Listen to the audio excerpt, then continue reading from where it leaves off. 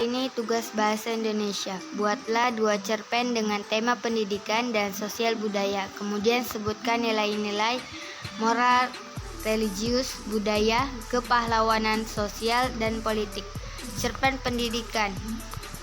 Judulnya Di Sana Aku Berubah. Nama aku Muhammad Rizky.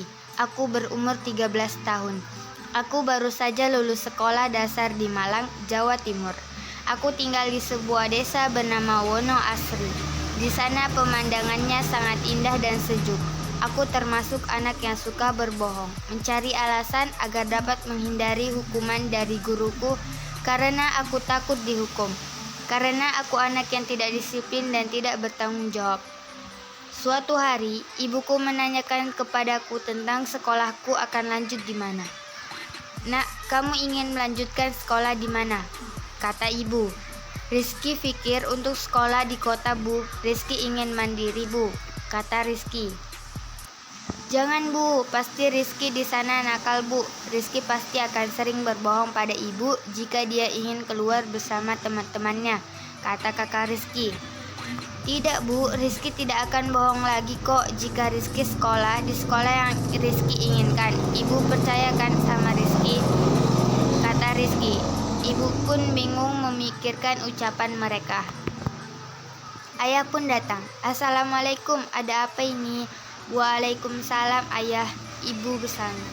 "Ini ya, ibu bingung mau daftarkan Rizky ke sekolah yang mana," kata ibu. Ayah menjawab, "Oh itu, tenang saja, Ayah sudah pikirkan sekolah yang baik untuk Rizky. Dan Rizky harus mengikuti pilihan Ayah. Oke Rizky?" Rizky pun menjawab, Ayah daftarkan Rizky di mana ya?" "Ayah mendaftarkan kamu di pesantren Asidikiyah." "Hah? Ayah kenapa di pesantren?" Dengan perasaan sedih dan kesal hati Rizky. "Iya, karena pemilik pesantren itu teman Ayah, dan Ayah mau Rizky masuk ke pesantren di sana. Biar Rizky nggak suka berbohong lagi. Biar Rizky jadi anak yang berbakti, Nak. Iya kan, Bu? Ibu setuju kan dengan Ayah?" Ibu menjawab, "Iya ya, Ibu setuju sekali." "Ya Nak, kamu ikutin permintaan Ayah dan Ibu. Ibu dan Ayah menginginkan kamu jadi lebih baik, Nak. Menjadi Rizky yang membanggakan Ayah dan Ibu. Mau ya Nak?" "Ya sudah," Rizky turuti permintaan ibu sama ayah. Rizky menjawab. Dengan berlapang dada, Rizky pun mengikuti permintaan orang tuanya. "Ya sudah, besok kita ke sana ya untuk melihat pesantrennya," kata ayah. "Iya Ayah," kata Rizky. Rizky pergi ke kamarnya. "Aku sangat sedih sekali tidak bisa sekolah di tempat yang aku inginkan, tetapi aku juga tidak mau membantah permintaan orang tuaku, apalagi permintaan ibuku," kata Rizky di dalam hatinya. Keesokan harinya keluarga kami ke pesantren yang akan daftarkan untukku. Di sana aku merasa takut dan merasa tidak nyaman jika aku di sana. Aku pikir tidak akan betah di sana untuk waktu yang lama. Ayahku mengajakku untuk menemui pemilik pesantren itu. Pak Ustadznya sangat baik kepadaku, tetapi aku masih merasa takut kepada teman-teman baruku. Pak Ustadz itu bilang bahwa aku besok bisa segera masuk ke pesantren ini. Aku pun terkejut, ketakutanku makin bertambah.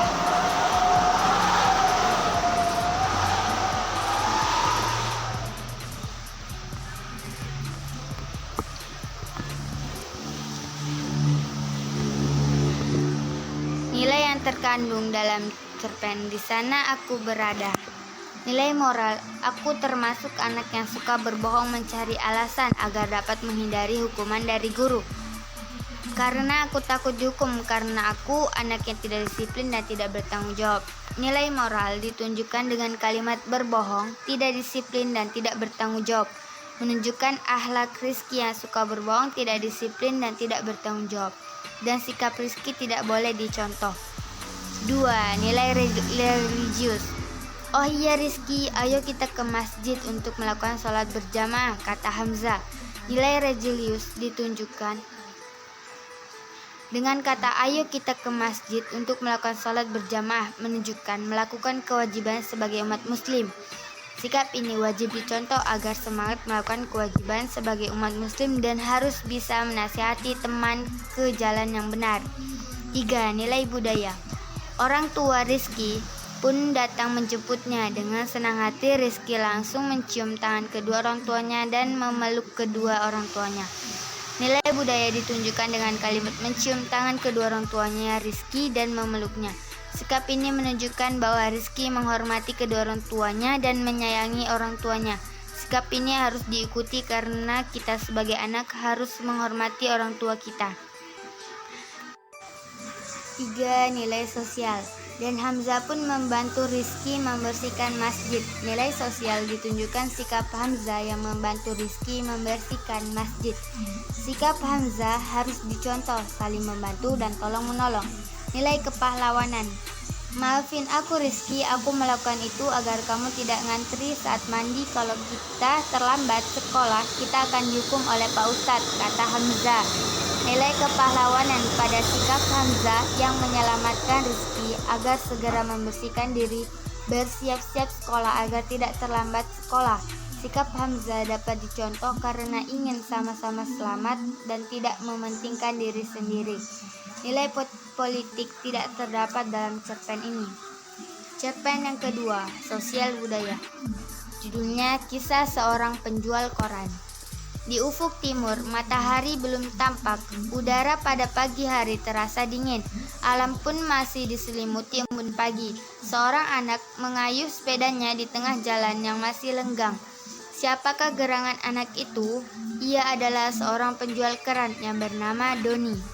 Menjelang pukul 5 pagi, ia telah sampai di tempat agen koran dari beberapa penerbit.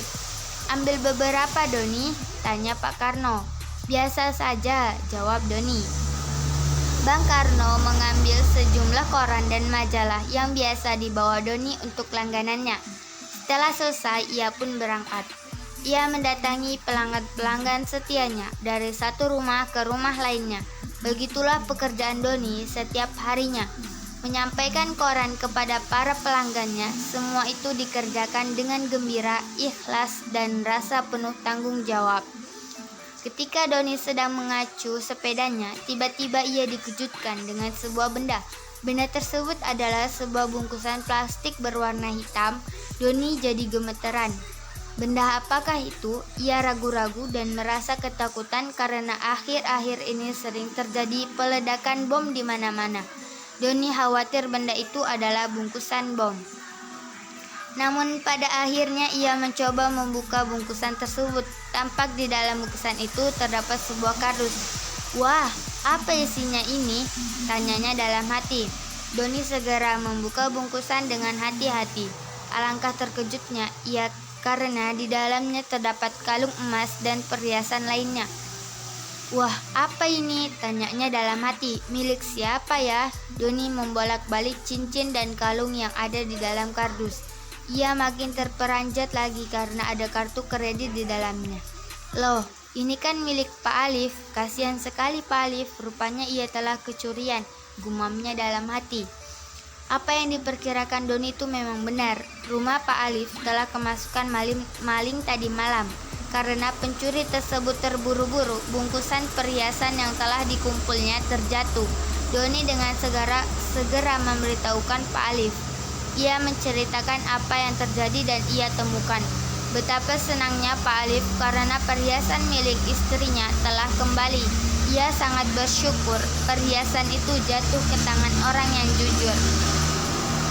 Sebagai ucapan terima kasihnya, Pak Alif memberikan modal kepada Doni untuk membuka kios di rumahnya. Kini Doni tidak lagi harus mengayuh sepedanya untuk menjajakan koran.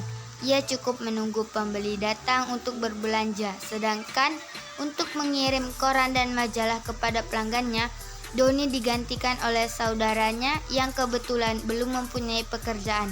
Itulah akhir dari sebuah kejujuran yang akan mendatangkan kebahagiaan di kehidupan kelak. Nilai-nilai yang terdapat pada cerpen sosial budaya berjudul Kisah Seorang Pembawa Koran. Nilai moral, Doni dengan segera memberitahukan Pak Alif. Ia menceritakan apa yang terjadi dan ia temukan, menunjukkan sikap Alif yaitu bersikap jujur. Sikap ini wajib dicontoh karena kejujuran akan membuat kehidupan menjadi tenang dan bahagia. Nilai religius itulah akhir dari sebuah kejujuran yang akan mendatangkan kebahagiaan di kehidupan kelak, menunjukkan bahwa kita harus bersikap jujur karena walaupun tidak ada orang yang melihat, tapi masih ada Allah Tuhan kita yang selalu melihat kita. Nilai budaya tidak terdapat pada cerpen ini. Sosial. Nilai sosial. Sebagai ucapan terima kasihnya, Pak Alif memberikan modal kepada Doni untuk membuka kios di rumahnya. Kini Doni tidak lagi harus mengayuh sepedanya untuk menjajakan koran. Ia cukup menunggu pembeli datang untuk berbelanja, menunjukkan bahwa jika kita menolong seseorang, pasti kita akan mendapatkan pertolongan juga dari seseorang yang kita tidak sangka, dan pasti segala perbuatan kita pasti ada balasannya. Nilai kepahlawanan. Betapa senangnya Pak Alif karena perhiasan milik istrinya telah kembali. Ia sangat bersyukur perhiasan itu jatuh ke tangan orang yang jujur, menunjukkan bahwa Doni telah menjadi pahlawan keluarga Pak Alif karena telah menemukan perhiasan Pak Alif yang dicuri dan mengembalikan perhiasan kepada istri Pak Alif. Nilai politik tidak terdapat pada cerpen ini.